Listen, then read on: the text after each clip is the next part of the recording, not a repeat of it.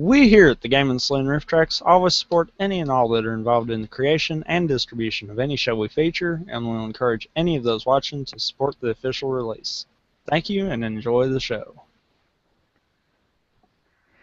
Good evening, ladies and gentlemen. Coming to you live from the outskirts of the internet, this is the Gaming Saloon Riff Tracks for August 24th, 2014. We're your host, Beastmaker2448.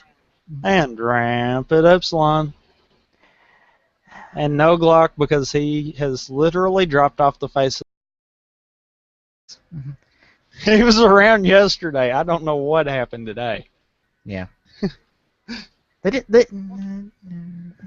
wonder if he showed up for the show and he's like, where are those two slackers at? I think he would have figured it out. Because you and me not being there, yeah, that's kind of odd. Yeah. For those wondering why we're doing this on a Sunday and not a Saturday, well, Charter done got screwed on with internet. DNS servers went down. Friggin' hundreds of thousands of people without internet service yesterday. We were like in the smack dab middle of the biggest part of it, which was the Tennessee area, so. And I got to notice, and it seemed like you managed to get connected again quicker than I did. Oh, I wouldn't say I got connected. I was in and out late last night. Let's just put it this way. When it went out, was like a half hour before Tokyo was supposed to air. Yeah. I tried from then until like 9, and then that's kind of when I said, fuck it. And then I tried this morning and fought with it for about an hour, and finally got it to work. It's like, ugh. Yeah, the weird thing was, I was noticing problems because I had quarterfinals for North American LCS on, because I was watching them, because I'm really into competitive League of Legends right now. At least when the games are, like, really good to watch and not, like, fucking sweeps. AKA, not the first games. Because they're doing best of 5 series, essentially, and the first games are just really good. They're really competitive. They'll go for about an hour. Next few games, they might go 30 minutes. 40 at the most. Like, I watched a 30-minute YouTube video right around when the last of the 4 games from today between Curse and CLG started. By the time I got done, Curse won. That was 31 minutes. Jeez. And I'm like, what the And we had, like, Tanky Nasus versus Tanky Maokai yesterday for the first game. And freaking Tanky Nasus deserves, like, ML MVP of that game because of his solo bottom lane, solo Nexus play to win a game for his team. It was ridiculous. I don't remember the player's name offhand. I'm still kind of learning that stuff, so I call him my champion. But it was, I've been into that. But yeah, I had the stream on. I couldn't access any other website, but the stream was still going. Yeah, I was noticing that. It wasn't like it was a full disconnect, because I was trying to pull up different web pages right before mine ended up going out, but the Xbox that we've got in the living room was running Netflix the whole time. Yeah. And it was still running it just as good, even when all the computers and the phones and all that stuff that were connected to it also weren't getting any connection. So I don't get that. It's like the video stuff was still going through, but the web browsing wasn't. Yeah. Which, I missed out I understand that's not supposed to happen, but it did. Yeah. I missed out on, like, I want to say like half of the Tokyo Raw this week. Which, to be fair, I'm losing interest in Tokyo hard. I'm finding enjoyment watching the Raw, but not enough to go and get the sub. Yeah. That's kind of where I have kept sitting at it. I mean, I will literally watch the Raw when I catch Gaim. Yeah. But to go out and hunt the sub down, no. I'm not really wanting to do that. It's not drew my attention enough for that. Yeah. I think the problem is they're going really slow on the plot. They're not giving a lot in between. Like right now, I'm feeling like, okay, we just had this big revelation about stuff, and now it's time to filler out as fuck. And Yeah. I'm just like, ah. And I mean, the way they try to do the filler, they try to make it still seem like it's progressing the story, but that's about it. Yeah. Even I can kind of tell that's filler stuff right there. Mm-hmm. With Red Riding Hood and like Cinderella. Yeah. And I'm just like, okay. I never thought I'd see this in a Japanese show, but I'll accept that this happened. And Mr. Not like superhero writer guy, whoever the fuck he was. I assume it's like some superhero based off Takachi's brother from what I did catch in the Raw, because I had to watch it on my phone after I turned off the Wi-Fi because the Wi-Fi was fucking with things. Yeah, And you too. And if I did turn it on the phone, had it on my phone, sooner or later the stream would go on me, and I'm like, what the fuck? And I have to refresh the page and fight with it until it got back up and running. And by then I'll miss like 5 minutes of stuff. Which happened during the camera, which upset me, because I'm like, no, I want things! Urgh. That's why, needless to say, this morning when I first got my internet back, the first thing I did is went over to Overtime's site, because I know they post the Raws there, downloaded the Raw, and then I checked later today, and the sub was up on Acer, so I was like, ooh. Alright. Well, speaking of game, we're not going to be talking about 42 because we're just going to save it for next week. Even though we both know exactly what's going on with it now. Yeah. Yeah, somebody at HJU is just like a full point down on the show because of what Kaito did in that episode. And I'm like, this is totally in character for Kaito. I don't know why you're upset. This is totally Kaito. Just saying. But no, saving it for next week. Yeah. But I've kind of got disagreements with that statement. We'll leave it at that. Yeah. Yeah, it may not be totally in character, but it's along the line enough to where I'm not upset. You're going to end up making me say I know. Move on to 41. Yes, 41, a duel with the Overlord King. Essentially, this is the blow-off for the entire Overlord stuff. Yeah. So, we get Duke informing Koto and Kaito, hey, Mai's in the forest with Roshiro. Go get him. Which Koto immediately books off. Kaito and Michi about to book off before the Nutastic duo arrive to keep Michi busy while Kaito goes ahead. Yes! Nutastic duo are still alive. Which was a nice little thing to get there. Yeah. Especially seeing as how everyone, and even the way they played it off in show, seemed like they were dead. Yes, Duryman and Odin and the Acorn Wonder still live to fight another day. And you know what? They got one up on Michi. Michi was kicking their ass. But due to their double team Acorn sparking, they kind of threw Michi for a loop and just like, we're booking it out of here, son. Whee! Which you gotta admit, that's a unique finisher. Yes.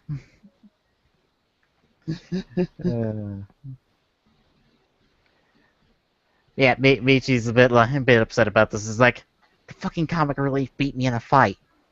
Fuck those guys. Reggie drops by the know to tell him, you fucked up, son, by giving her the Roshiro. You done goofed. And we're just gonna see how badly he goofed when we talk about 42 next week. Because Well, actually, we're going to kind of see how bad he goofed by the end of this discussion, too. yeah. But it's going to be more obvious.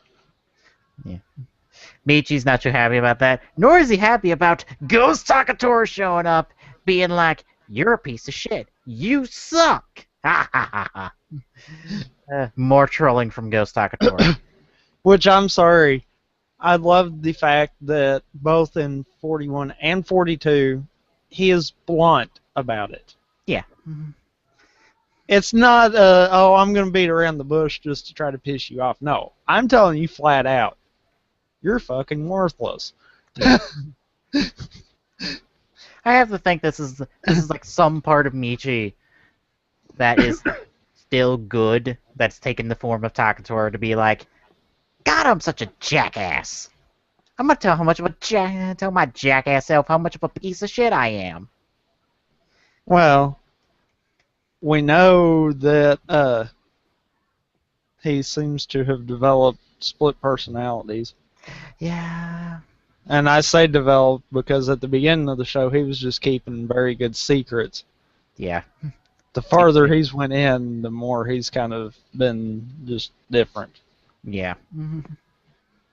I mean, I think Michi's was a little bit off his rocker to begin with, and that made it worse.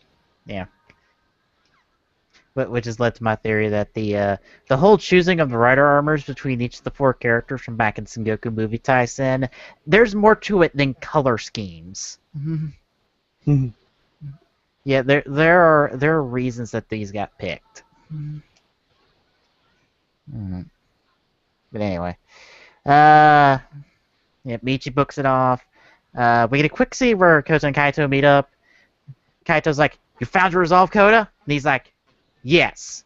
Let's go kick some ass." And they go be main secondary rider duo off to go rescue Mai from Roshuo. And actually accomplish things. Yes. Instead of bickering. Yes. Yeah. Because that's been the whole thing all the way up till now. That they might accomplish something major, but they're bickering the whole way. Yes. It's just what they do. Let's see. We see Roshiro talking to Mai. Kind of the same same back and forth conversation they've always had. And Roshiro decides, well, I might end up dead, so here's the fruit. Here's a portal. Bye. And he gives Mai the golden fruit, the forbidden fruit, the fruit of knowledge, whatever the three fucking names it's supposed to be. Because this thing has 3 names, as I've read, apparently. Yeah, and I think it depends on who's talking about it. Honestly, at the end of the day, it's the fucking MacGuffin. It's the thing everyone's chasing. It's the all-powerful thing that will decide the ending of this damn show. It doesn't matter what the name of it is. Oh, but to hear Sagara tell it, the ending's already been decided. He's just sitting there and watching it. Well, if you believe in the whole time loop theory, well... Why do I have a bad feeling this is going to involve some screwed up time travel by the end of this? Well, you have that, and I was reading a review for 41 where someone was kind of pointing out from how Sagara was having his wording, it seemed like he knew he's been through this a lot. Like he's been in this same situation over and over and over again. And then 42, we kind of get the proof of that. Yeah. Which makes me go, maybe my whole, like, 2 different perspectives of the same situation where I talked about, like, I don't know how long ago, might be right. Where Red Eye is someone who's been seeing these same events play out over and over and over again with slight variations, whereas Sagara has seen this same situation with different characters a lot. That's just me. And what we're seeing is one of those that played out a certain way. Yeah. Which, I guess, in theory, could leave a lot of different options for external of the show. Yeah. Of course, I played Bioshock Infinite, so I'm more than happy to be like, I want to apply what happened to Bioshock Infinite to anything. Because that was a brilliant idea. Why do I have a feeling that's kind of what's going to get done here? I want to say so because things are starting to line up. Not so much with those first few minutes, because that might be a completely different loop, essentially. And things Well, it would went have out. to be. Yeah. It would have had to have been a completely different loop because of the simple fact of we had Zangetsu. Yeah. So that would have had to have been an alternate vision of it where all four of the starter riders were the only four there. Yeah. And let's be honest, Takatora's dead. Michi's fucking dead next week. Calling it now. I know. If it's not, tables will be flipped. I know, especially when you have that one scene in the preview of like Michi in Kota's arms with the overhead light and the flowers. I'm like, this is a death scene right here. If Michi's not fucking 6 feet in the ground after that, I don't know how the fuck this guy's gonna go out. Seriously. I know. Does he seriously have to like blow up like any villain in order to die? Yes. Jesus. Yes, he does. And it has to be from the basic of all basic rider kicks. Oh god. See, Gridden is not with Kaito in the least little bit. Kaito is totally not going to be Banana Arms after next week's episode. Like, ever again. Yeah, we kind of done saw that one. Yeah, they kind of spoiled the shit out of that. Yeah, they kind of ruined that. And kind of also showed that that picture we got a while back was true. Yeah, that is like Baron Lord, Banana Lord.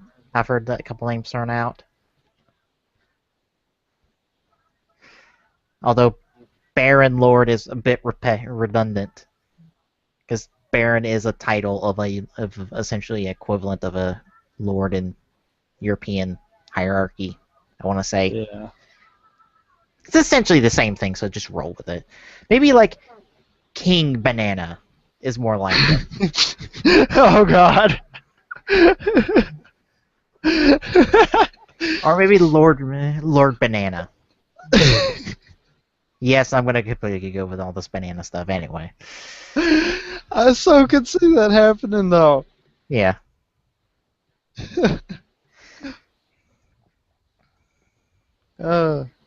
Let's see here. Past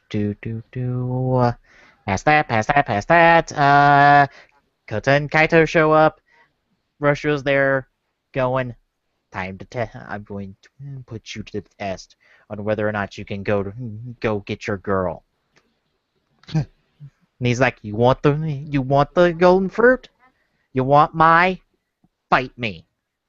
And he proceeds to fight both of them. Kota goes Kachidoki. Kaito goes Lemon Energy because that's all he ever goes these days. Except for next week. He decides to be nostalgic next week like he was like 2 weeks ago. Let me guess. Only to rip off the Sengoku driver and then throw on the energy driver at some point. I'm going to assume both his belts are going to get blown the fuck up next week. Like, Really? well, he's going up against Sengoku. I don't know. Well, Sengoku's already shown that he's modified his Genesis driver. Yeah, but those modifications will only get you so far. Well, someone suggested that since Sengoku tailor-made Kaito's Genesis driver, he has a kill switch for it. That's a possibility. Which also begs the question of, why the fuck didn't he have one in Takatora's? Well, because he figured he could get Takatora to follow him, though. Yeah. You look, the whole way, that's all he was trying to do, was to try to push him to find it. Yeah. And be on their side. And then since he didn't, he decided, I'm going to get the little brother on my side. Which that didn't work. Which, I'm calling it now, Sengoku final villain. It's not Sagara. It's Sengoku. In terms of a physical fight. I think philosophically, it's going to be Sagara Kota final fight. And somehow that will end the threat of kill him. It's not going to be a physical confrontation between those two. Not happening. I don't know. Wait, yeah. Yeah. That might be how they do it. Yeah. Because let's see, Sengoku's already set Takatora on the path to death. He sent Michi on the path to death, and now he's going to send Kaito to the path of death based off the preview. Maybe.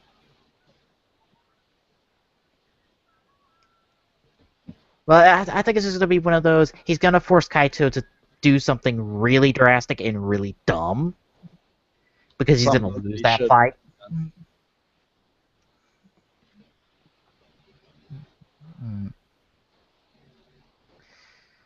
Alright, back to the episode. Because we're getting off track. Yes. Essentially, it is Roshio kicks their asses for the next, rest of the episode. Because this is, the next half of the episode, really. Yeah. It's Kota and Kaito getting their ass handed to them, them getting their burst of offense, but, yeah, they're not getting anywhere.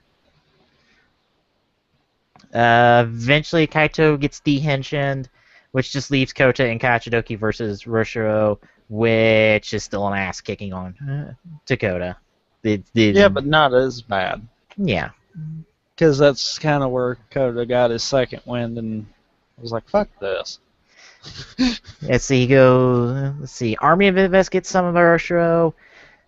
Kota fights him off for a little bit, and the vines that Roshio is summoned into a throne he stands upon, because, yeah, that suit was never meant to be an actual fight. Just saying. That's why Roshio has to teleport all over the fucking place. Because it wasn't actually meant to be in a fight. No. It was meant to look pretty. Yeah. But I am curious on what they look like before this, because the silhouette for both him and his queen are, totally different. Yeah, I know. So I'd be really curious to see what that is. Alright. Kota goes Kiwami, they duel for a bit before Roshio goes, fuck this, hits the belt, destroys Kachidoki. Not the belt, though, because Kota's just lucky like that. Yeah, I was going to say, how it does not destroy Kiwami or the belt is a whole nother ballgame there. Well, because Kiwami's magical like that. Because it just, disappears after Kota dehensions. And so does the little plate thing that he plugs it into. But Kaito's hurting, Kota's hurting. Roshio's like, well, y'all suck. And they get shot from behind by Ryu, as Ryu's like, no, I shall take the golden fruit, because I've been wanting to backstab you for thousands of years now. Well, what way can I say was thousands of years? Yeah. Now just starts I did it again. She pulls out Roshio's golden fruit, forbidden fruit, fruit of knowledge, whatever it is, and it rots in his hands. Her. Yes, her hands. Which I was thinking that's where the Yomi Loxy was going to come from. Really? Yeah, because it's a rotted fruit, and the Yomi Lox seed is the Lox seed from hell. True. So kind of polar opposites there. And then this is supposed to go one-on-one with Kiwami. Kind of needs equivalent power. Just saying. Yeah, but that really wasn't the fruit. Well, it was Roshio's fruit. So basically, it was his heart. Yes. It wasn't actually the golden fruit, though. Not the golden fruit that everyone's been chasing after, no.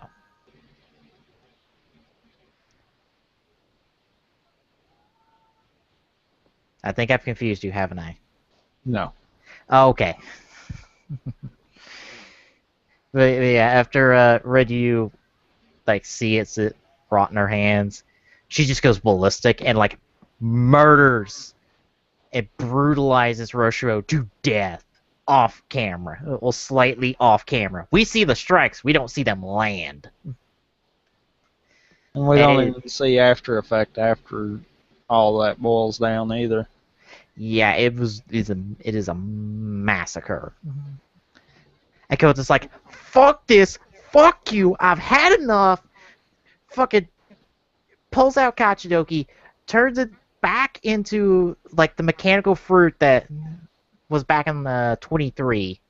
And I know the exact episode number because a review I read on 41 exactly said 23. That's also the episode for 42 that got referenced, and for Acer, where they're like, yeah, we have to make some corrections on the V2 because we had no idea where the fuck that foreshadowing was going.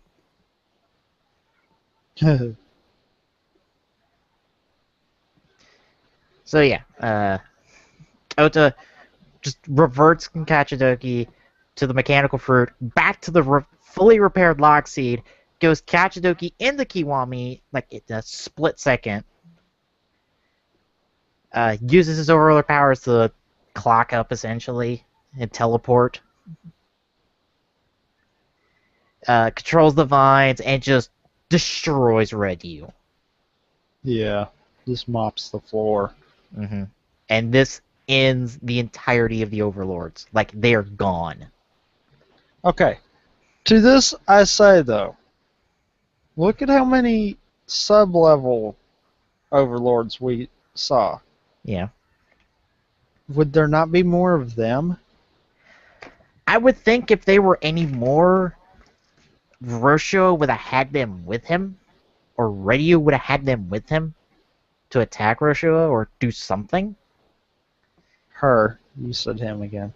Yes, her. I know. I'll stop doing it from here on out because I won't have to talk about Ryu anymore.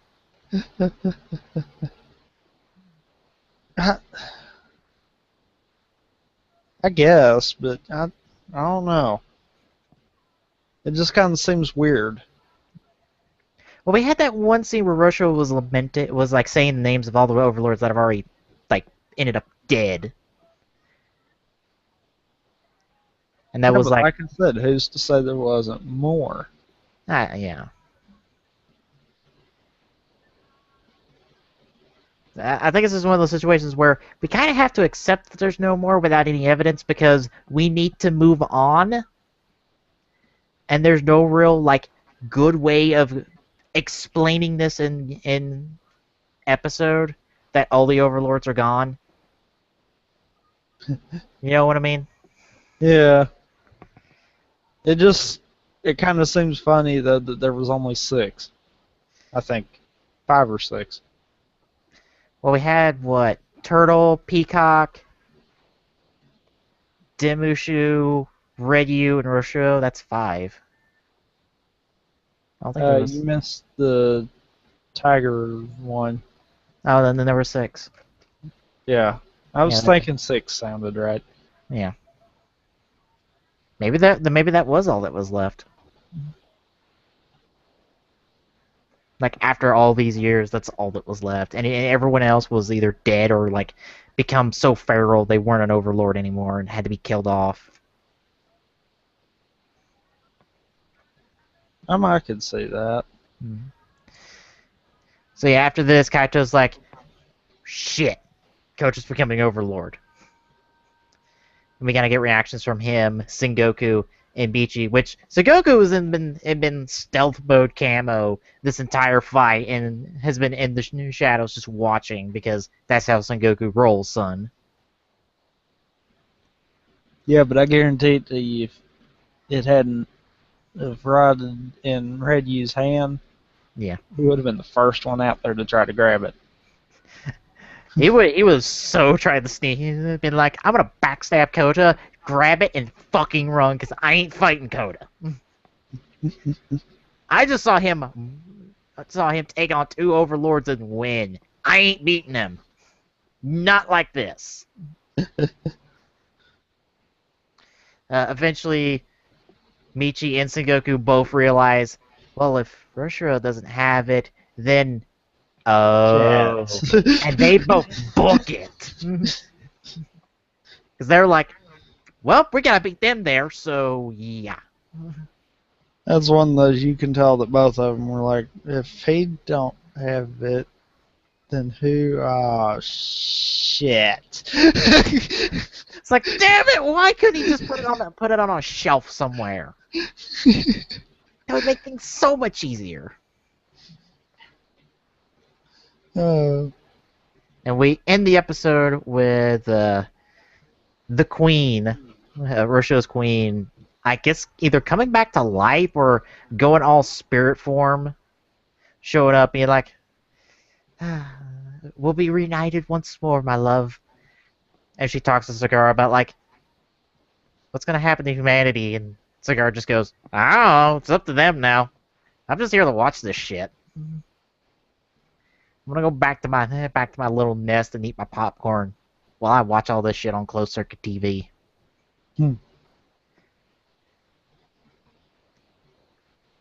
So yeah, the Overlords are gone. With 6 episodes left. Yeah. Well, I'm gonna call 5 episodes left because I don't know if you said that Urabuchi isn't writing the last one, then I'm kind of like, To be fair, like the one that's writing for his own, at least according to Wikipedia, is Jin Hagnia, and he has been been the secondary writer for a lot of episodes, and I mean like main episodes. Like he was secondary writer for this episode and the next one. Yeah, and but that's 44. still kind of making me think that maybe that's not going to have direct ties to Gaim. Well, according to like the episode summary, because we got like quick like programming guide episode summaries for like the next every episode. 47 is sounding like a shit. Like everything went down in 46. Here's the epilogue to the series in 47. So kind of like how they did Double. Yes, it sounded like how that was done. It's an epilogue. It's an epilogue episode. Everything got broke on the episode before, so they had to fix it. Yeah. So that Toei would still have their hero. Yeah. Of course, it says it's like everything is like back to normal essentially for Zaomi City, but the threat still lingers.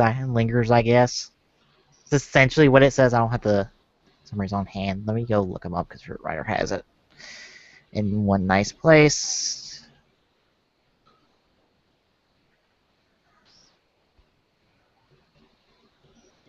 Oh, there it is. Let me get the exact wording. After many disasters, Zaomi City recovers little by little.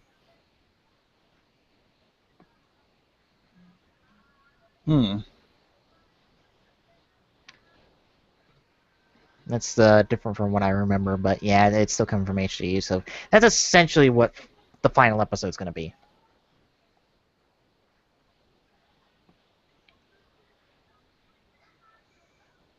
And then 44 through 46 are pretty much Kota Kaito butt heads for reasons.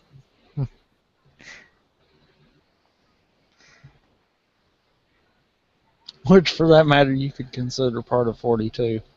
Well, yeah, that's kind of the start. But yeah, Overlords are done, and I'll be honest, I'm not too surprised. I never thought Overlords would be the finale. Because it kind of seemed like all the human characters joined up for one last fight. Outside of Michi, because Michi's a dick. Pretty much, yeah. Yeah. And Sengoku is still plotting. Always plotting. Yeah. Like, if anyone is final villain at this point, it's Sengoku. Because, like I said, Michi's dying next week. There is no getting around that. Unless by some fucking miracle he's back to life. He gets like a second life to continue be a dick for the rest of the show. It ain't happening. That only leaves Sengoku outside of things that happen with Kaito according to preview, but still. But still, I don't know. How many shows have ever had a secondary writer that turned out main villain?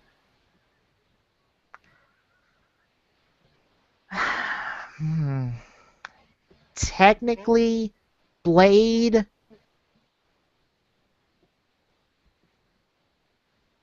Well, yeah, Blade. But other than that, there's not really one. I can't think of any. I don't know if they would be so bold as to do something like that with Kaito. I don't know, though. There's been so much that we've thought they wouldn't do with this show, and they did. I can tell you right now the one thing they won't do, and I know people are bringing it up in the goddamn forums, because people have brought it up in HJU. On the HJU forums, and I disagree with this, because it's the one thing Toei will never let Urobuchi do, and that is turn Kota into a villain. Or let him die. That's not happening. Kota is going to live and be alive by the end of the show. It's going to be a thing. Okay.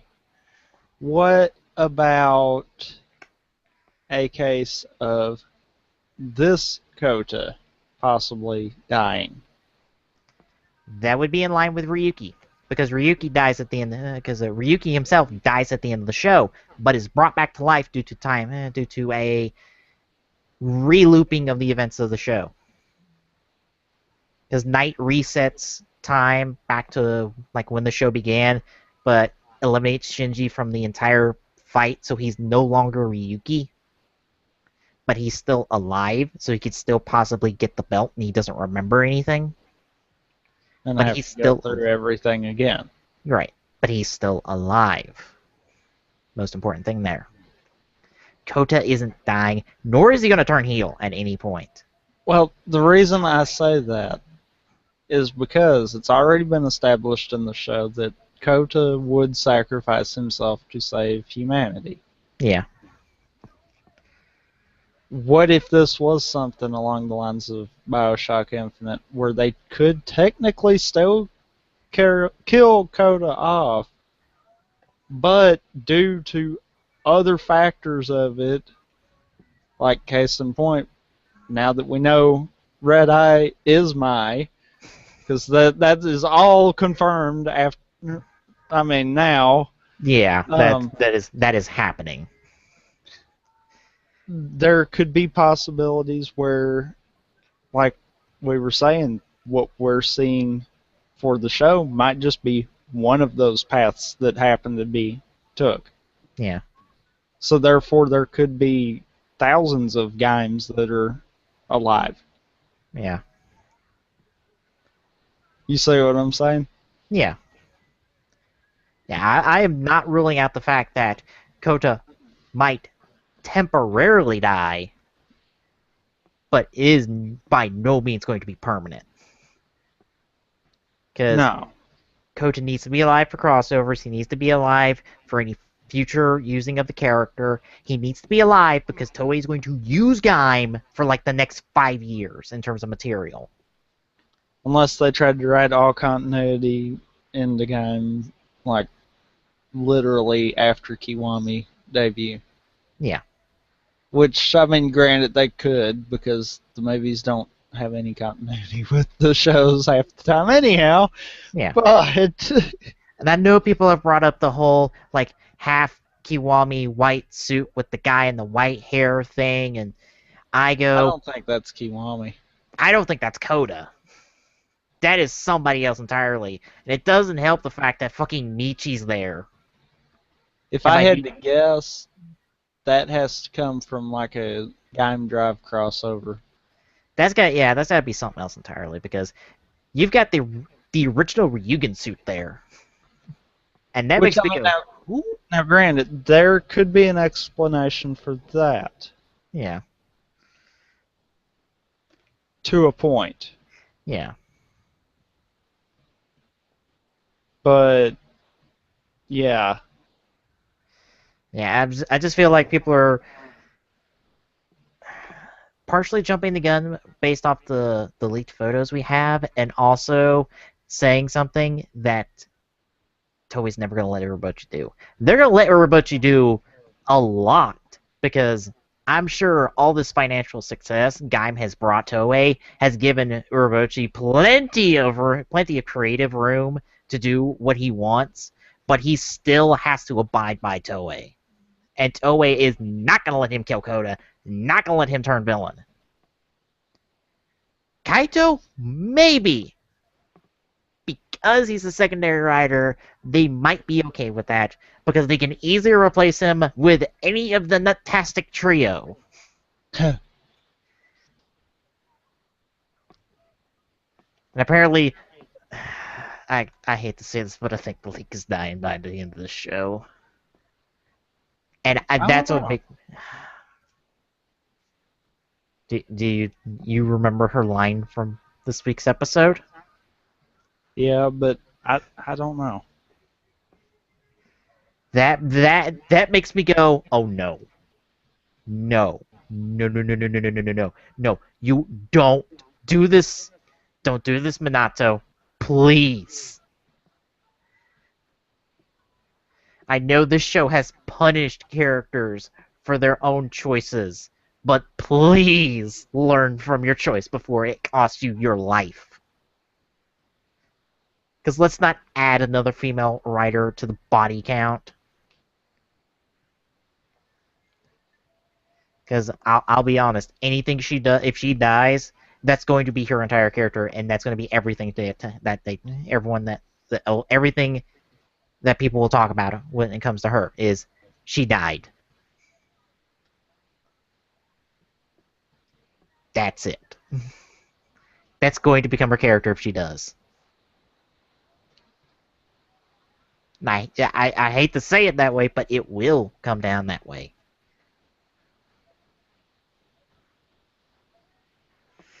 So yeah, 41, fun episode. Yeah. 42, oh 42. Oh, 42. Yeah, you're just gonna set up like slaughtering of characters soon, aren't you? You know what? No. Next week is a normal week. Okay. Yeah. I'm off a week. What were you thinking? I was being stupid and thought wrong date. Oh, okay. Yeah. All right. So, Yu-Gi-Oh! Finally. Like almost an hour into us talking about stuff. Yes. 19 and 20. Tag Duel in the Labyrinth, and combination of the three gods, Gate Guardian. This is the 3-part Paradox Duel. We're getting 2 parts this week. We'll get the 3rd part and then the start of another 3-part duel next week. And that will be the big Yugi Kaiba duel. That is still chock full of bullshit. It is like unbearable. Oh, so we get Yugi versus Kaiba too? Yes. Granted, I learned today, because I've done a Tech Genius duel from Tech Genius deck, not duel deck, from 5Ds, and I learned that the effects in the cards are like less than what's in the show. Huh. Which kind of surprised me, because all the monsters in the show are dual typed, which isn't a thing in the actual card game. So I don't know if that would actually work. Like, I don't know if any monsters are dual typed. So yeah, I was surprised. So yeah, 5Ds has shenanigans, but guess I'm a little forgiving on it because A, it's a side character. B, he's been in like 2 duels so far, and we've only seen like half of it. He's just really there to teach you, say, a technique for him to use, and that's it. Huh. Which the technique actually plays into the card game because it's actually a part of the cards. So you can still do it just like in the show, which I kind of go, okay, I'm okay with this. All right. 8, 19, and 20, the Paradox Duel. What do you think going into the most unorthodox duel we're going to get in this entire season? I don't know. Because Honestly. this isn't a straight up duel at all. Yeah, I kind of figured that one from the preview. I don't know. I know there'll be shenanigans. I mean, it's Yu-Gi-Oh. Yeah. I will give them credit. They do their best to try to make this seem legitimate.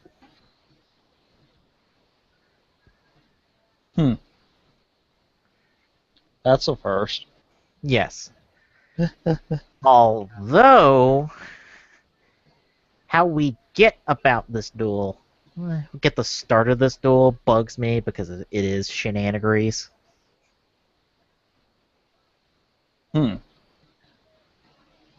And a part of me thinks this duel would go so much faster if they did this one thing. But apparently we can't do this one thing.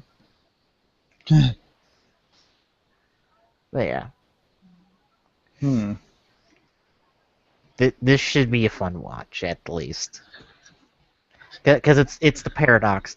And if they are as outrageous as they are in the dub and the sub, I'll dig it. Because I don't know. They were just all about their pose and their finishing of each other's sentences and spouting their catchphrase essentially. I hope that's continued in the sub, or at least it is accurate to what the sub was. Alright. Well, guess you ready? Yep. Alright, starting up episode 19 of Yu-Gi-Oh! Season 1 in 3, 2, 1, go! I have it downloaded, so I no longer have to deal with stupid video websites.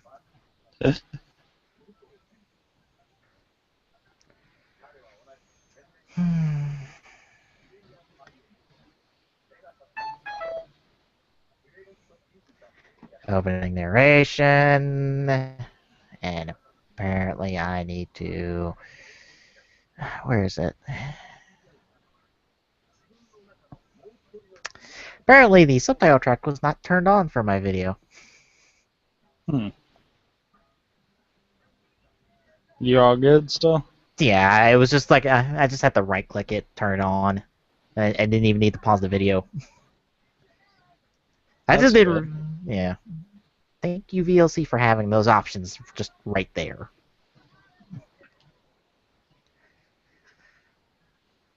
Which, this is completely different subs than I've seen us use like the entire time, so. Oh, they changed again. Oh. By the way. Is it like white text with a black outline and it's kind of pixelated? No, it's a gray text with white outline. Oh, okay, so that's different than my text. And it's like bubbly kind of deal. Alright. And I believe this is all one group. And I could have got the complete series, but why? We're only doing season 1, and I am not watching the rest of the show after this. What I will be doing is trying to complete 5Ds.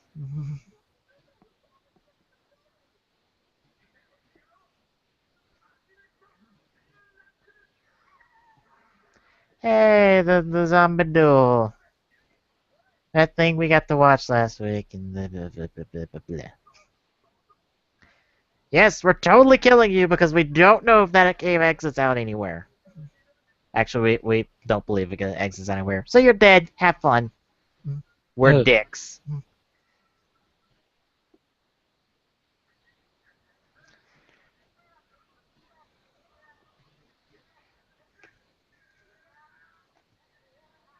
Yes, let the man try to push the boulder. And yes, I just called Bakura a chick. I'm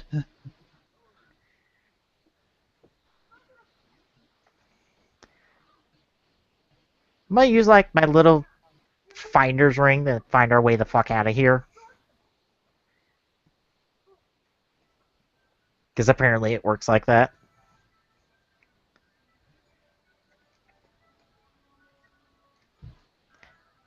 Like, I assume it's working off Pegasus's eye, but wouldn't it ignore walls? I don't know. I would think. So if it didn't detect any way into the castle, then it would be pointing through the boulder, so they would be fucked, no matter what. Pretty much. Oh, by the way, Kaiba and Mokuba, yes, they're orphans. Gonna check that little trope of TV right off the bat. Hmm.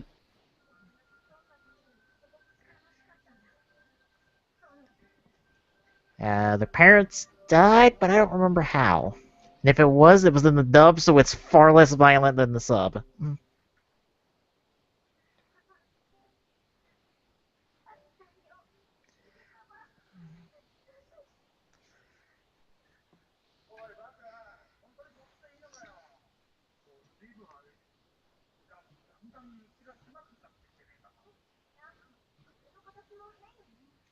Yes, somehow we went from a dugout cave to an actual structure. I know, it's like Minecraft. It looks like Minecraft. It's just less blocky.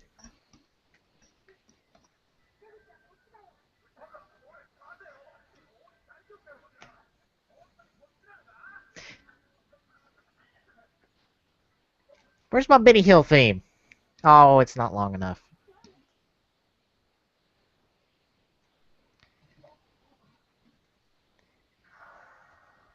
And this turned into Dark Souls for a bit. Not lying. The whole white wall there.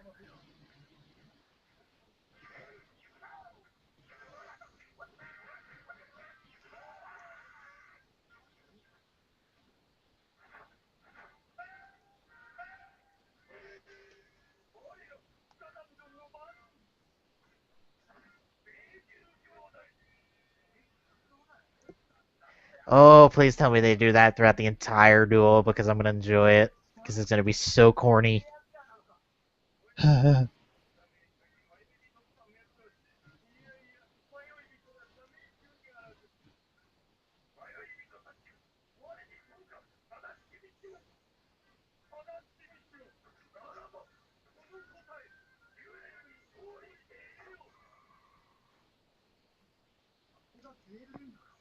Yes, it's a duel ring. What the fuck do you think it is? It's a picnic table.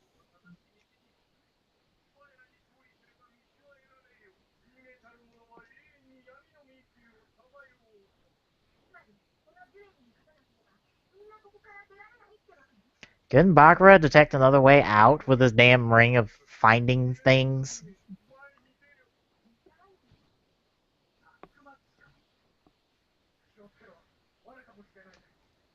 Well, there's only about, like, 1.5 incompetent duels among you, so...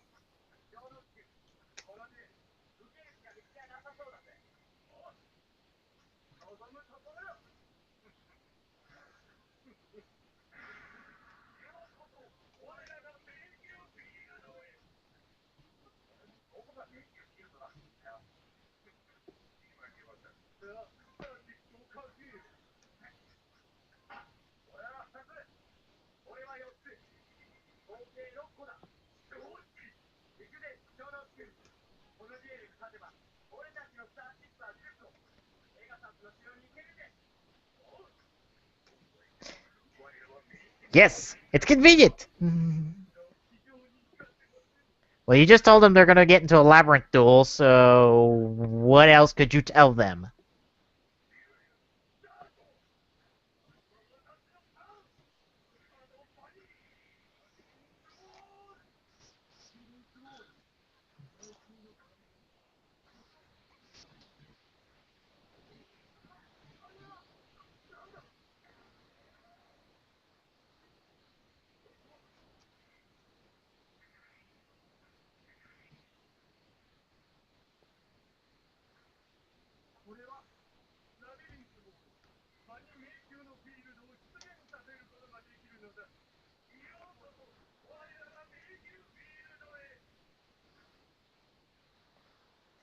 Now they're gonna get to explaining this. Now remember, Labyrinth got summoned as a monster in attack mode.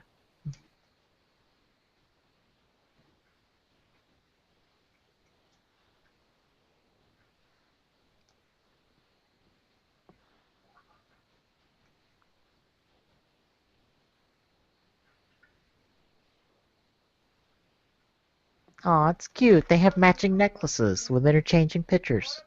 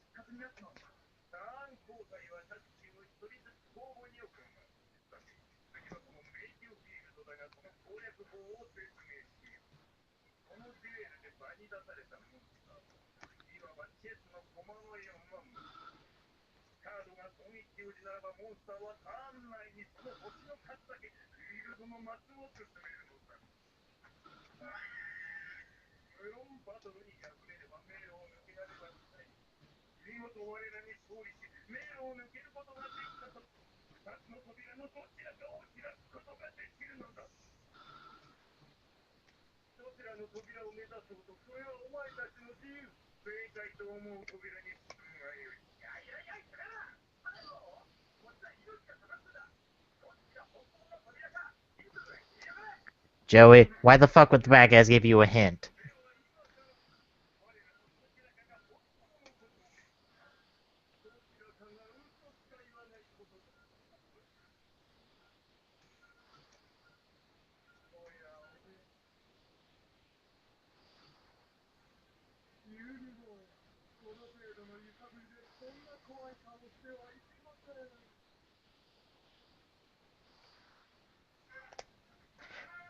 You know, there's an easy way to tell which one of them is telling the truth and which one of them's lying. Wanna know how?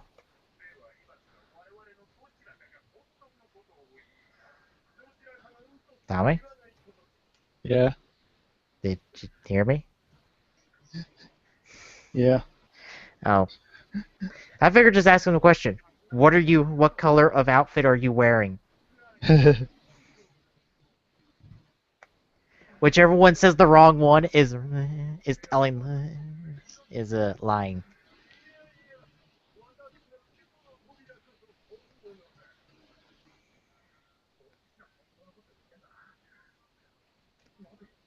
Because whoever's telling the truth will tell their actual color. Whoever's lying has to say the other guy's color.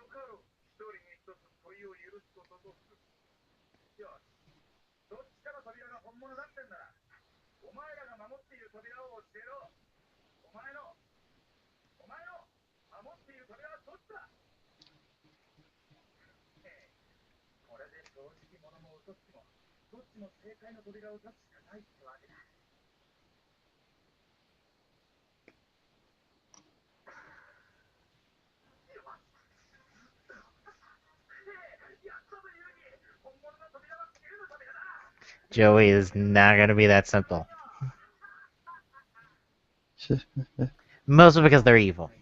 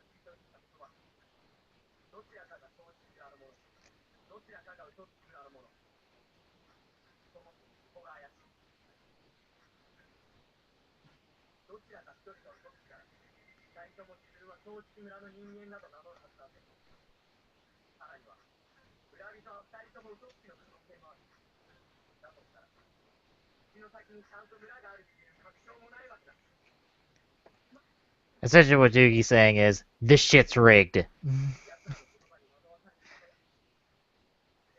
Which I think is actually the case.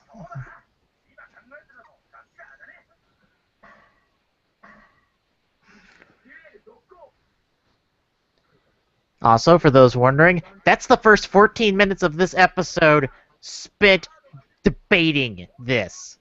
Yep. 14 minutes of this duel have been spent talking about the bullshit riddle.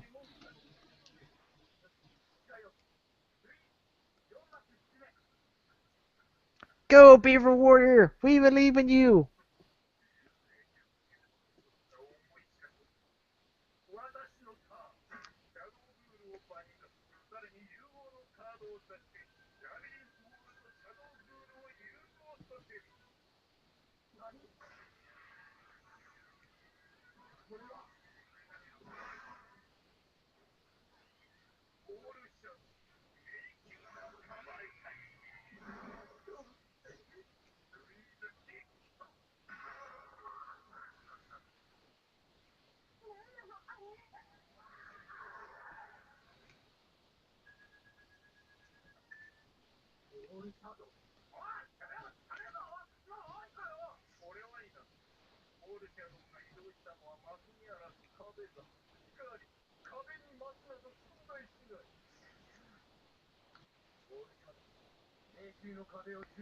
Essentially what they're saying is they attacked him with the Labyrinth. Pretty much. So I'm going to point out a move that they could pull off and actually win with. Never go into the Labyrinth. Bring out Joey's little sword and shield card. Use it on the Labyrinth itself. And destroy the Labyrinth. Because you duel, you attack the monster when you meet it.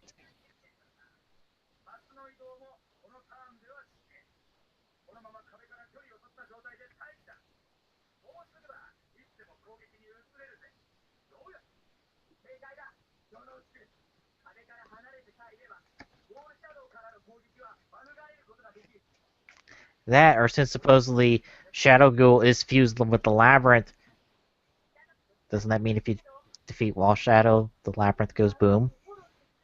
Because they're one monster now. Also, even then, Labyrinth Wall is in attack mode, not defense mode.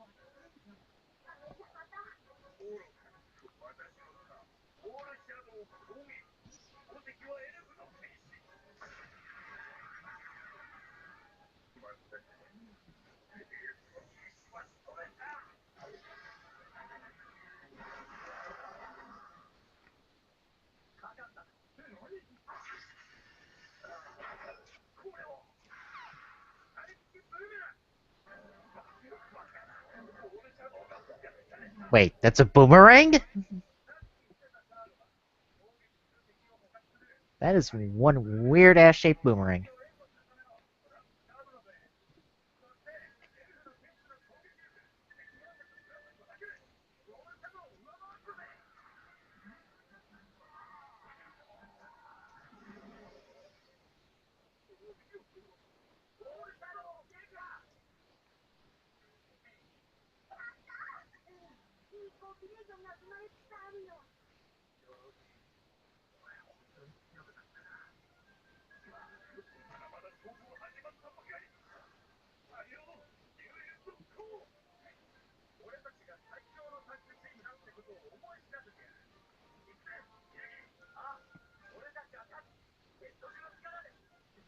No, the one with the power of shenanigans. Yes, aka the Heart of the Cards. Also, that's going to be probably nearly this first episode done.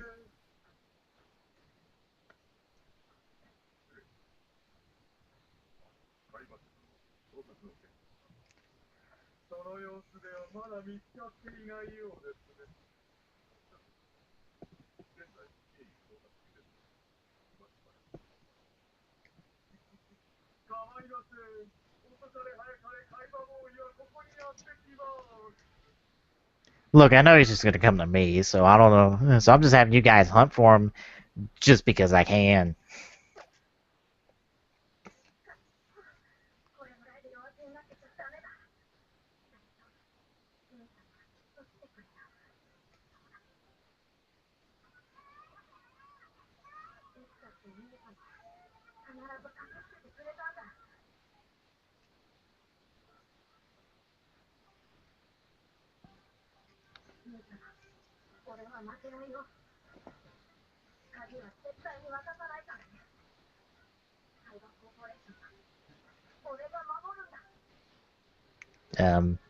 Key? What key? This is the first I've heard of a key. Unless your subs are different. No, it's a key for me too. No. Well, what's going on? So yeah, we get preview. 14 minutes spent on debating a riddle.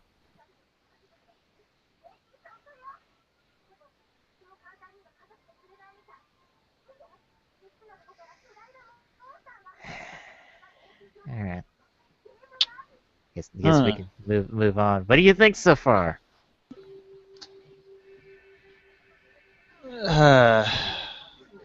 Not like in the made-up Labyrinth duel? Oh. Yeah, a part of me doesn't get the whole, why is the Labyrinth Wall a monster card? If this was a spell card, nothing. My entire thing of why are they not attacking the Labyrinth itself would make sense. True. Yeah. Because a part of me is going, Labyrinth is in attack mode. They said when you meet the monster in the Labyrinth, you attack it. Why can't I attack the Labyrinth? It has 0 attack points and 3,000 defense points, and it's not in defense mode. It's clearly attackable. If you can fuse it with Shadow Ghoul to make Wall Shadow. That is attackable. Yes. And if destroying it doesn't destroy the Labyrinth, then that... Because I feel like... Yeah, because if they're fused together, then that should have destroyed the Labyrinth, too. Yeah.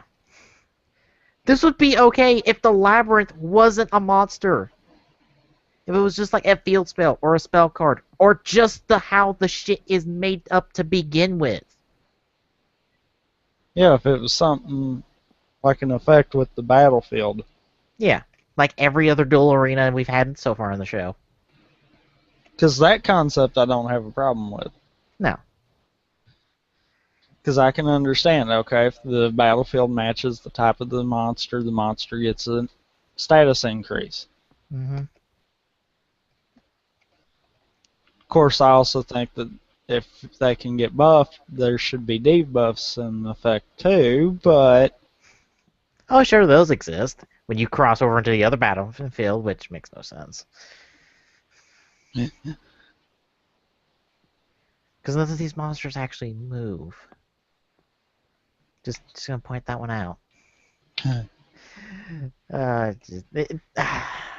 what bugs me about this duel so far. It's just like, Yugi, you're the master strategist here. Why are you not seeing the play that I see? And I'm terrible at Yu-Gi-Oh!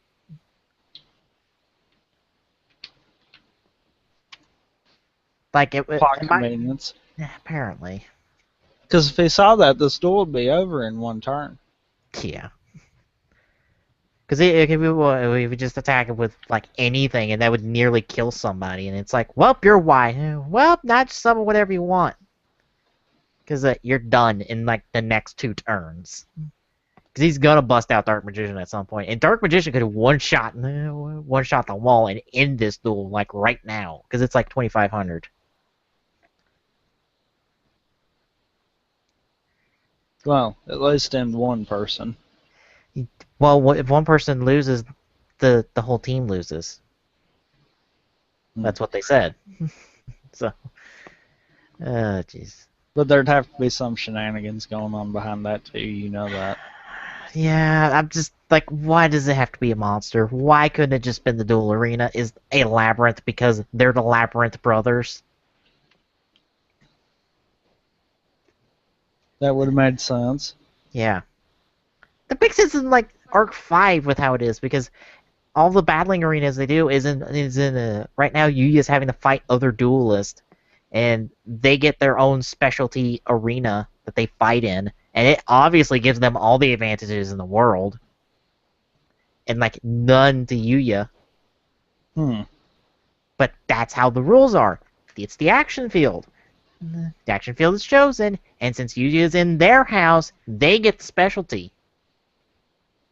Well, they get their specialty, and I'm like, that's fine. Stack the odds in the villain's favor. That's okay. That's like basic storytelling 101. Villains will stack the odds in their own favor because they're cheating bastards.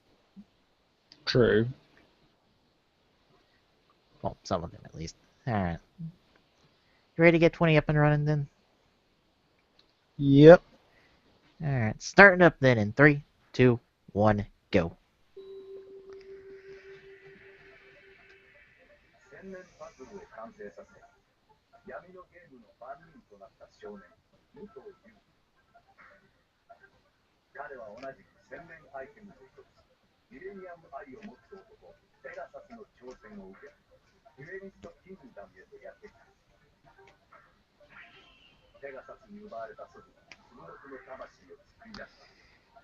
Oh wow, I gotta do it on this one too. Jesus.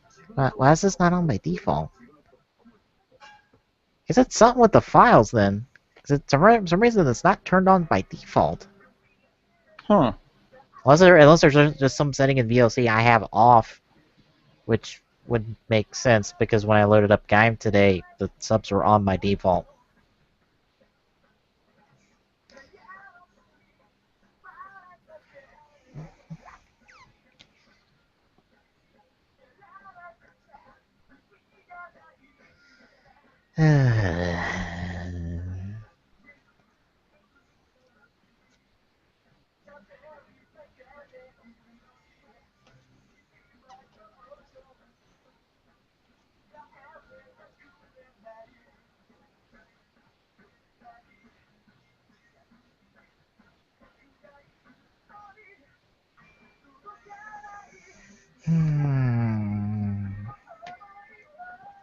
Part of me's thinking that we should start episodes after the opening.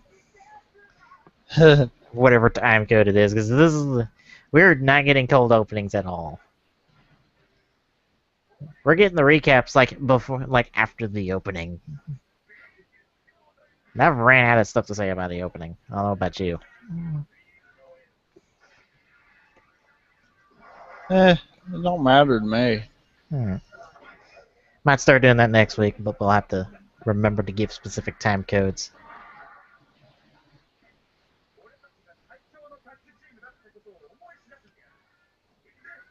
Yes, that whole episode can be summed up in that, what, minute? Yeah, like literally, that was every single move outside of Beaver Warrior getting smacked.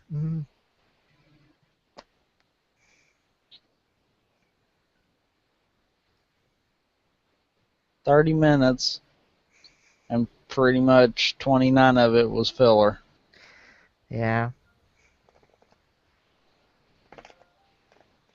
And essentially it was all explaining, look, their riddle is rigged.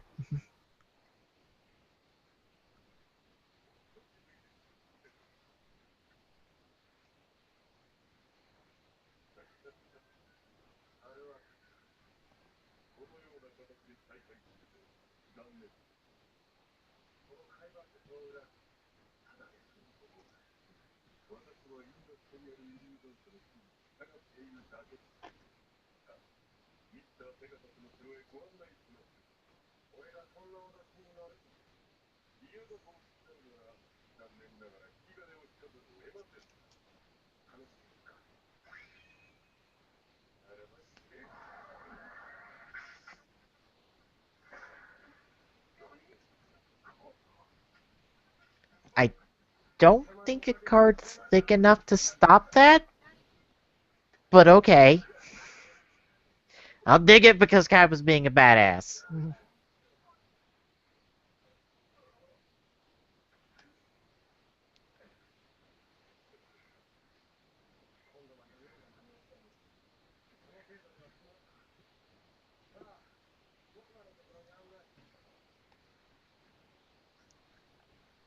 Yes, don't do anything stupid, because I don't need a gun to threaten you. I just need a deck of cards.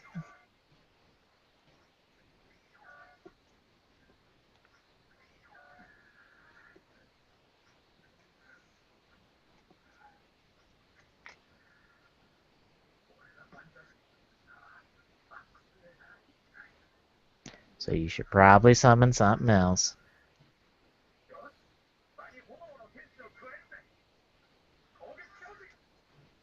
Good thing is they're not using Tech Force rules, because if they were, all the teams would be sharing a field. And that really sucks in this era of Yu-Gi-Oh! Because there's no way to get rid of monsters easily that you've summoned.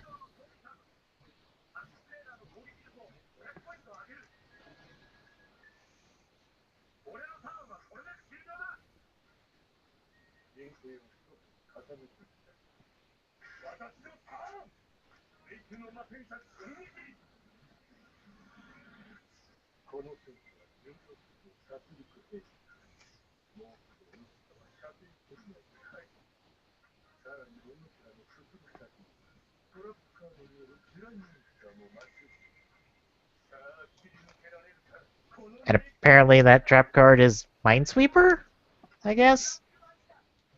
Because it looks like a Minesweeper game to me. Yeah.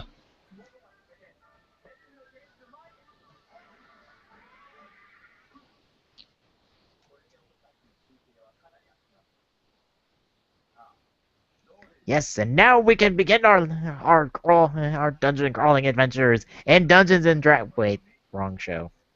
It's essentially Dungeons and Dragons at this point.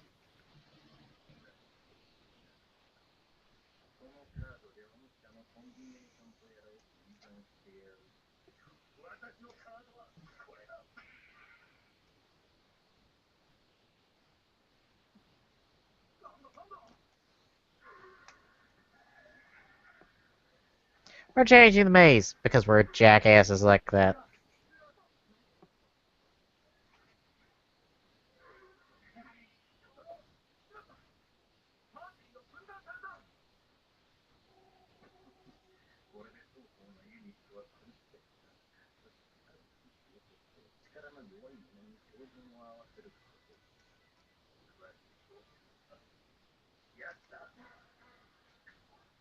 Yes, and we managed to split them up even though it looked like 3 of them were on the same space.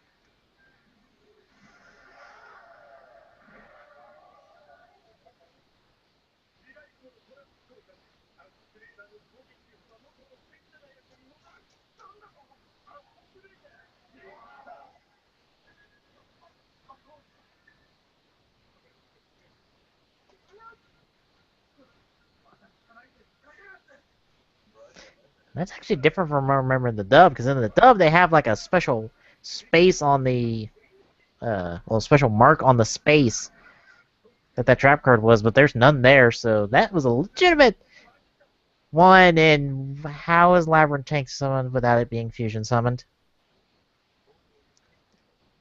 Like, they just showed that Labyrinth Tank was a fusion monster. There was no fusion to bring it out. I call shenanigans right there.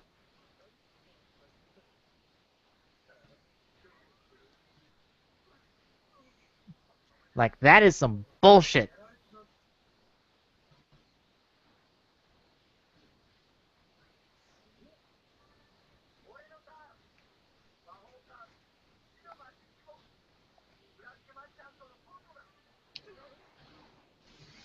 Mm-hmm. Now for a classic magic trick. Except somebody actually ends up dead with this magic trick.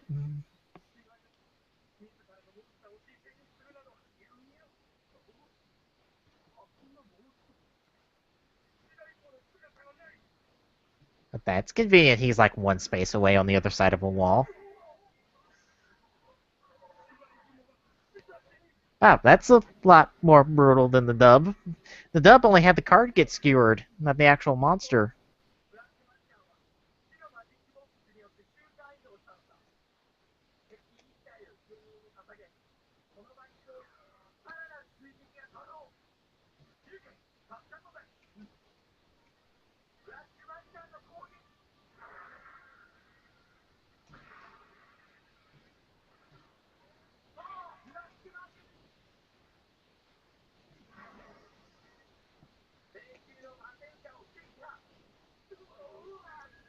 Looks like you're gonna have to send it in for repairs.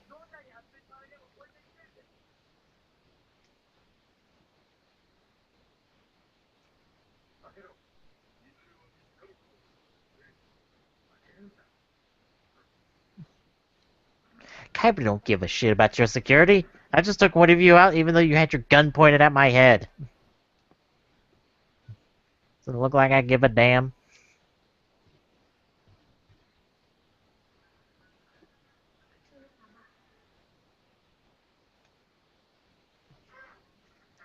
Wait, we don't get backstory this time? Aww. I wanted more backstory.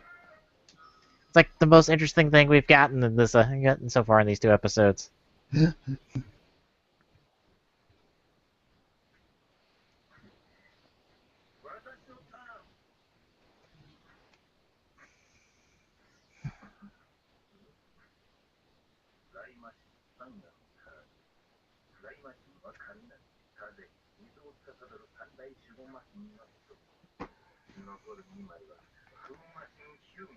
Now I'm gonna check something real quick, because if I remember, since the Gate Guardian is supposed to be a...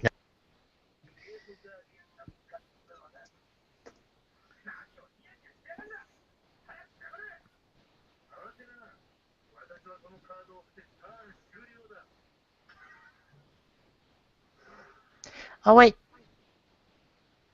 monster. I thought it was.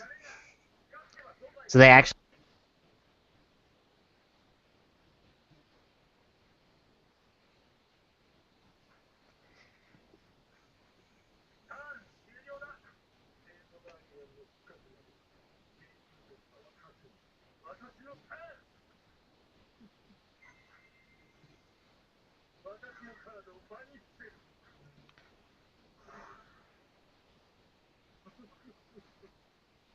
Of course, according to the card rule, they actually have to have Gate Guardian in their hand in order to summon it.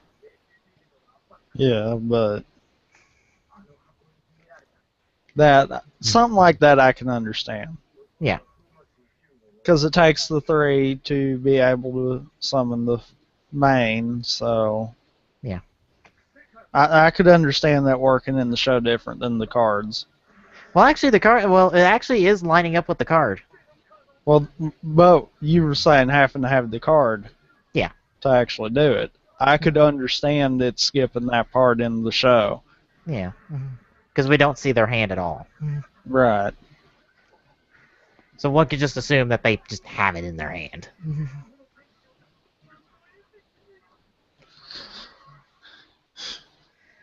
There goes Gate Guardian. Or not Gate Guardian, Celtic Guardian. Wrong words. I'll get it right eventually.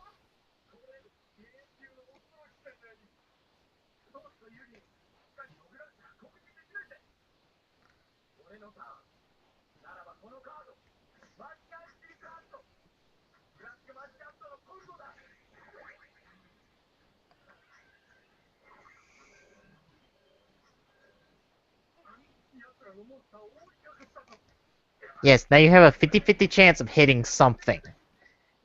That's not as good odds as this card should be used with.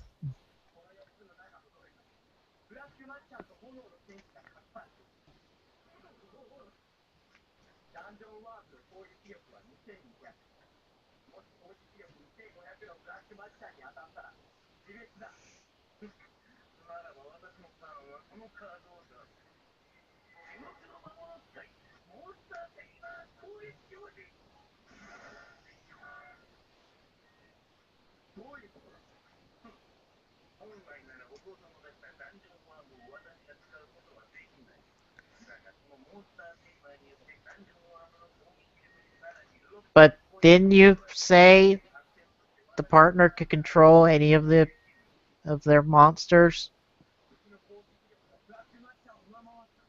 Like, don't know. like that's what they said.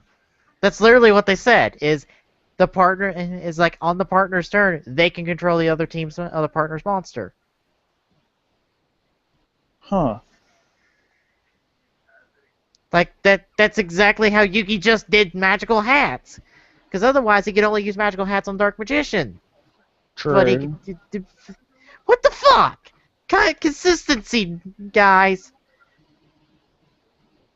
If you just took out that one line, it would have been fine.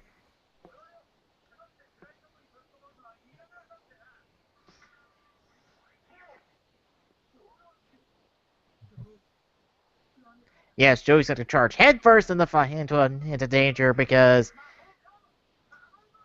he trusts things.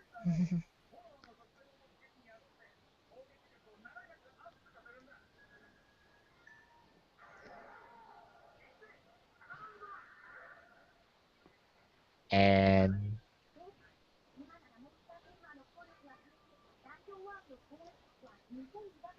how is it inactive? Huh?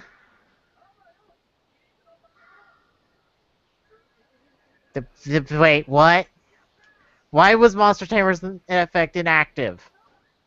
That's not how power-ups work. Yeah. What the fuck?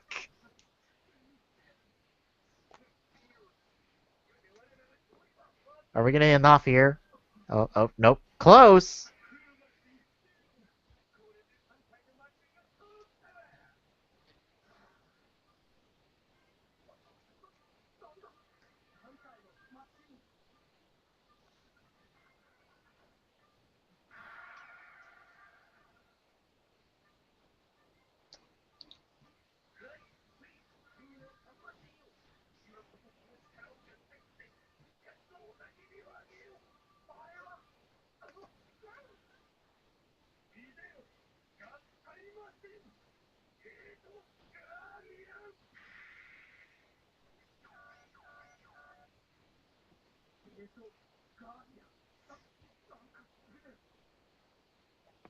And somehow it has 3 different attack points and defense points.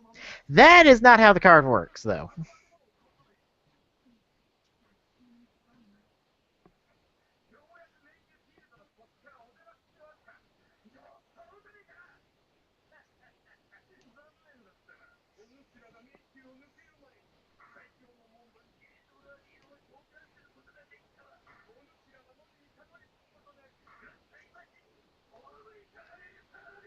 You're too close to the camera! Back off a bitches, jackasses!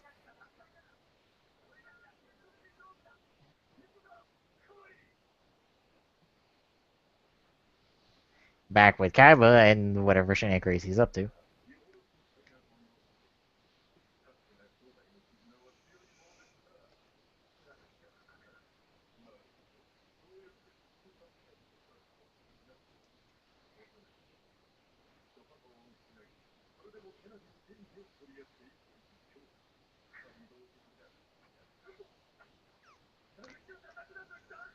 Taunt him some more, and he will clock you with that goddamn briefcase.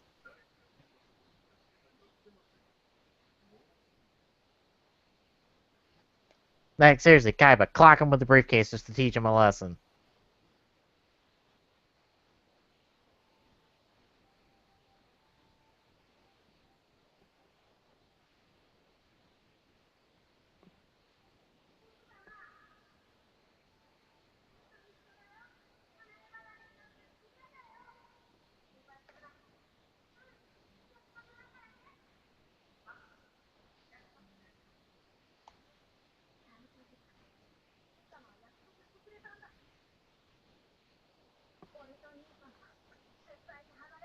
Mokuba, why don't you just keep that thing open?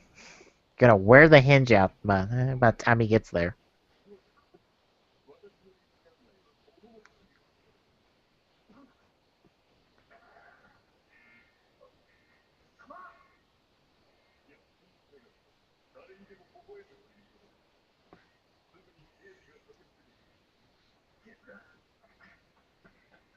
Oh, come on. At least clock him with the briefcase as you go. It should have. Yeah.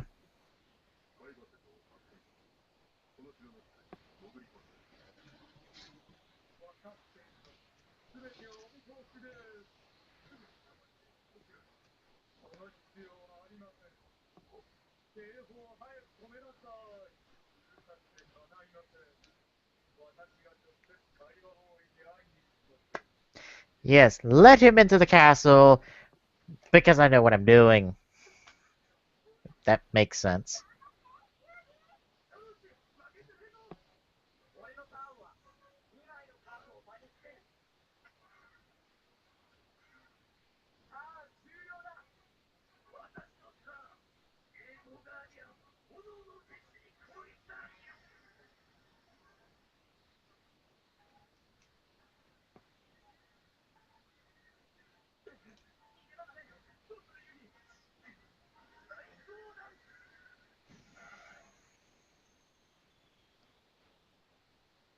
Uh,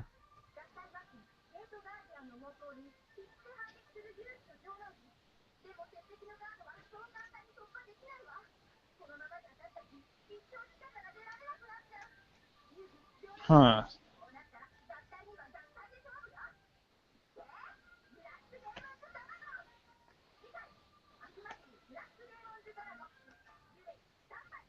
so how is Gengar able to attack Flame Swordsman if you didn't walk up to him?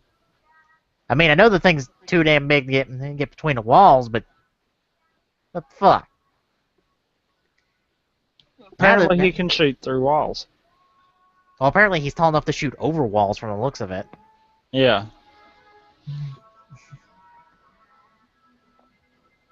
Huh. Up, 2 parts down. But what do you think?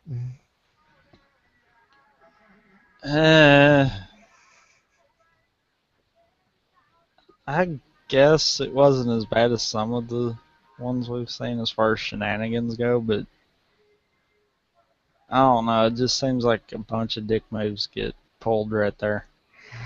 Yeah, especially when they flash a card that got summoned as a normal monster and was a fusion monster, and how does it get fusion summoned if it wasn't the fusion? Then what the fuck? Yeah. Yeah, it's stuff like that that bugs me more than anything. It's just like, guys, what the? Especially when you're not consistent between your own goddamn rules that you laid out with the whole monster tamer thing. Yeah. It's like, what the fuck? Obviously, Yugi and Jody have been passing control of their monsters back and forth. And you jackasses can't? If what? Excuse me? Did you just handicap yourself for no fucking reason?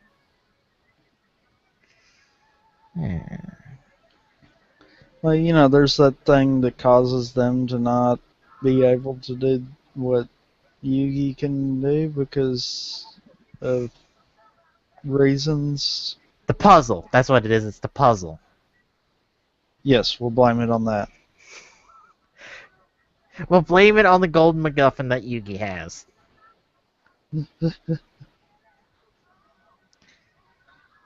Yeah. Also, we get spoiled on the thing that will win them the duel next time. I think. I think it will. Probably. Which is Black Demon's Dragon, which is essentially someone's skull in black and red eyes fused together. If you didn't catch it, because it totally looks like they just smacked both monsters together and boom, that's what we got. Yeah, it's all right. I just wish they were consistent with the goddamn dueling. That's gonna be a thing we're gonna say this whole season. Yeah. Just feels like I need that clip that Easy Rider always pulls in his videos, which is from like Space Goes Coast to Coast, where it's one of the characters going, "We're just making all this shit up." Oh, you're the only one that can make shit up? I feel like I want to pull that every fucking time I see one of these inconsistencies that makes no fucking sense. It literally, the show's making shit up. With And no... not caring. Yep. Any other thoughts? No. I know the Kamen Mokuba stuff was just riveting. As the B plot. Yeah. It's just like, I'm gonna get you, big bro. I'm gonna get... It's like, big bro will save me. I'm almost there, Mokuba. Just got like half an episode's length away. Oh, Jesus. Possibly 2 episodes if this takes me forever. Well, Kaiba has to go duel Yugi. True. Oh, jeez.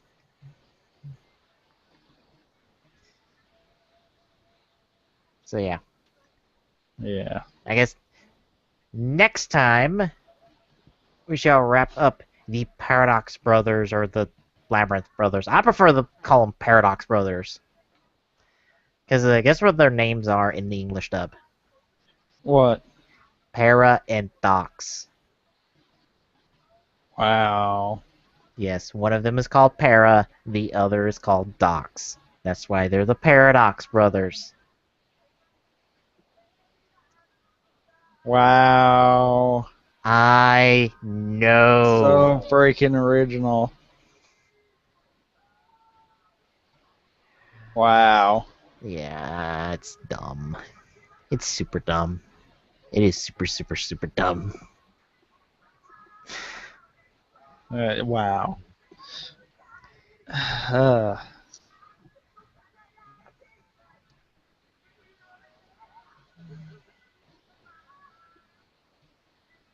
But anyway.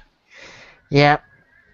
Next time, finish up the Paradox Brothers duel, as well as starting off with one of the big duels of the season, Yugi versus Kaiba, the rematch.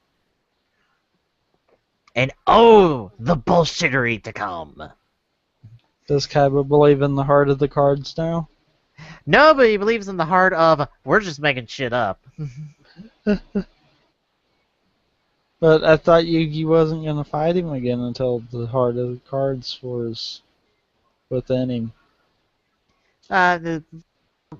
Well, this isn't Yugi making the challenge.